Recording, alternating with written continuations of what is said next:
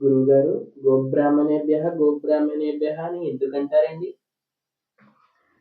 మంచి ప్రశ్న వేశావు. బ్రాహ్మణానాం గవాంచైవ కులమేకం ద్విధా కృతం ఏకత్ర మంత్రాస్తిష్టంతి హవిరన్యత్ర తిష్టతి అని మనకి ఒక శ్లోకం ఉన్నది. మనం చతుస్సాగర పర్యంతం గోబ్రాహ్మణేభ్య శుభం భవతు అని ప్రతిసారి ఉచ్చరిస్తూ ఉంటాం. గోబ్రాహ్మణేభ్య అంటే అవి రెండు కాదు, రెండు ఒకటే అని. అంటే ఈ రెండిటికి ఒకటే కులం అని.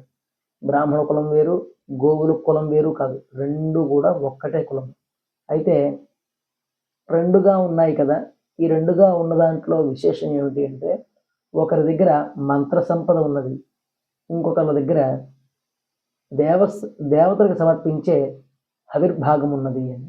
అంటే హవిస్సులకు సంబంధించినటువంటి గోఘృతం ఇవన్నీ కూడా ఆవుల ద్వారా లభిస్తాయి. కనుక గోవుల దగ్గర మంత్రభాగానికి వినియోగం అయ్యే గోఘృతం ఉంటే బ్రాహ్మణుల దగ్గర మంత్రభాగం ఉన్నది. కనుక వీళ్ళిద్దరూ వేరు కాదయ్యా, వీళ్ళిద్దరూ ఒకటే. దేవతలకి మంత్రము కావాలి, మంత్రోక్తంగా లభించే ఈ హవిర్భాగము కావాలి. అంటే హవిస్సులు, దేవతలు తీసుకున్నటువంటి గోఘృతం, ఇవన్నిటికీ కూడా మూలమైనటువంటిది గోవులు. కనుక ఈ రెండు వేరు కాదు, ఈ రెండు ఒకటే.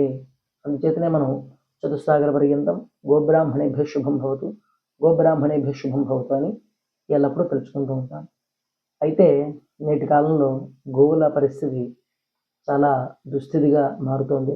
మనందరం కూడా దాని గురించి పునరాలోచించుకొని వాటికి మంచి యోగ్యతమైనటువంటి ఒక స్థలం ఏర్పాటు చేయడం, వాటి జీవనం బాగా జరిగేలాగా చూడడం, ఇది మనకి చాలా ముఖ్యమైన కర్తవ్యం.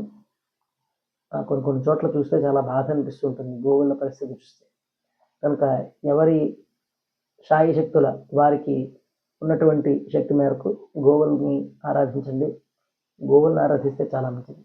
గోబ్రాహ్మణేభ్య శుభమస్తు. లోకా సమస్తా సుఖినో భవంతు.